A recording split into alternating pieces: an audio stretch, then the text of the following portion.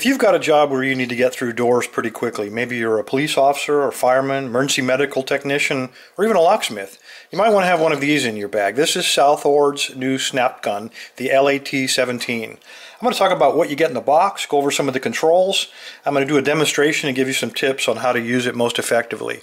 In the box, you'll find that you get 2 of these straight tips, and then if you have to work at a strange angle, maybe around a doorknob, they also throw in one of these angled tips.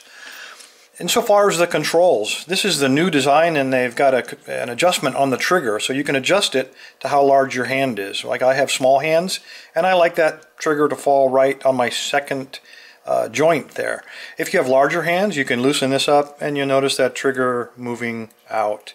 So just adjust it. Again, personal preference. The other control that you have on here is labeled low and high. I usually roll this up until it's on the low setting and begin using the snap gun there, and then if it doesn't work after say 5 or 6 tries, then you'll loosen it up to high. The lower you use it, usually the better it's going to work for you. That's contrary to what you might think, but in my experience that's the way it turns out. The other thing on this new gun is that they have a thumb tightener for the pick itself. So you put your pick in there and you tighten this up with your thumb on this knob. What I found is that after about 20 snaps that'll come loose. So yeah, it'll work for one lock, but if you're going to leave it set up like I do in your bag, you might want to get a screwdriver and it's a standard Phillips, just tighten that up really good so it doesn't loosen up on you. Alright, let me go ahead and take a lock. I've got a brand new quick set, just bought it. I'm going to go ahead and take this out of the box, put it in a clamp, and I'll show you how to use this thing and give you a couple of tips to increase your success rate.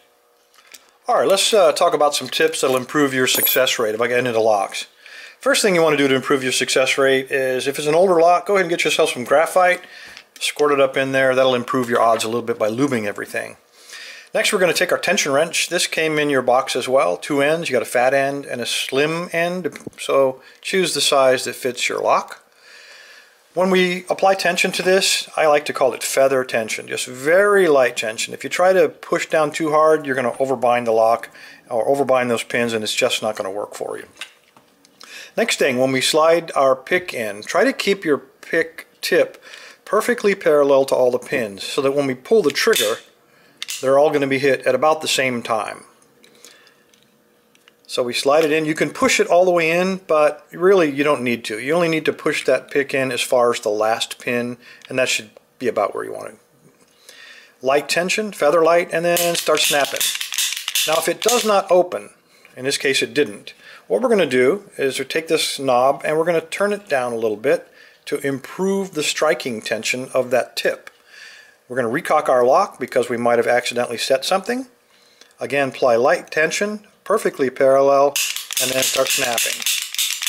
Now it's not going to work like magic, but it will eventually work. It's not going to open on the first snap usually, but give it about 5 or 10 snaps. If it doesn't open, increase your tension by turning it towards the high just by maybe half a turn, and then keep at it, and eventually you'll get exactly the right tension necessary to open the locks.